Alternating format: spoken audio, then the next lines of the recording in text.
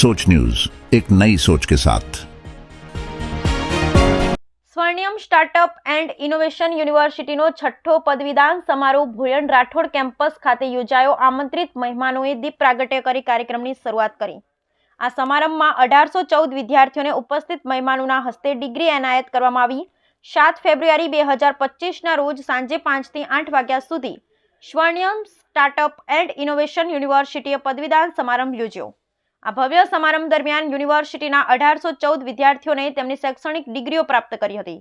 Indian space research organisation ISRO અમદાવાદના director doctor Nileshbhai Desai તથા Indian drug manufacturers એસોસિએશનના પ્રેસિડેન્ટ ડોક્ટર વિરંચિત શાહ પદવીદાન સમારંભમાં મુખ્ય અતિથિ તરીકે ઉપસ્થિત રહ્યા હતા। આ કાર્યક્રમમાં શૈક્ષણિક અને નવીનતમમાં વિદ્યાર્થીઓની શ્રેષ્ઠતાની ઉજવણી કરવામાં આવી, જેમાં ઉત્કૃષ્ટ પ્રદર્શન કરનારાઓને પ્રતિષ્ઠિત પુરસ્કારોથી સન્માનિત કરવામાં આવ્યા હતા। 9 વિદ્યાર્થીઓને એકેડેમિક્સમાં ગોલ્ડ મેડલથી સન્માનિત કરવામાં આવ્યા, જ્યારે 3 વિદ્યાર્થીઓને સ્ટાર્ટઅપ્સ માટે ગોલ્ડ મેડલ એનાયત કરી તેમની ઉદ્યોગ સાહસિક ભાવનાને માન્યતા આપવામાં આવી। આ ઉપરાંત 4 વિદ્યાર્થીઓને પીએચડી માટે ગોલ્ડ મેડલ આપી સંશોધન અને વિકાસમાં તેમણે હાંસલ કરેલી સિદ્ધિઓને બિરદાવવામાં આવી હતી।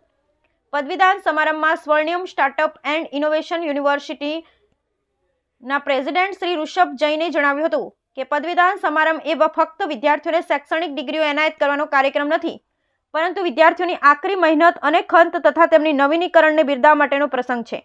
સ્વર્ણિયમમાં અમે એક એવી ઇકોસિસ્ટમને પ્રોત્સાહન આપવા બદલ ગર્વ અનુભવીએ છીએ, જેમાં વિદ્યાર્થીઓ શૈક્ષણિક રીતે તો પ્રગતિ કરે છે, પરંતુ તેની સાથે સાથે તેઓ તેમની નવીનીકરણ અને ઉદ્યોગ સાહસિક પ્રગતિ મારફતે લીડર અને ચેન્જ મેકર તરીકે પણ ઉભરી આવે છે। તેમની સિદ્ધિઓને બિરદાવી અમને ખૂબ જ આનંદ થઈ રહ્યો છે અને તેમને તેમના ભવિષ્યના પ્રયાસમાં જ્વલંત સફળતા પ્રાપ્ત થાય તેવી શુભેચ્છાઓ પાઠવી।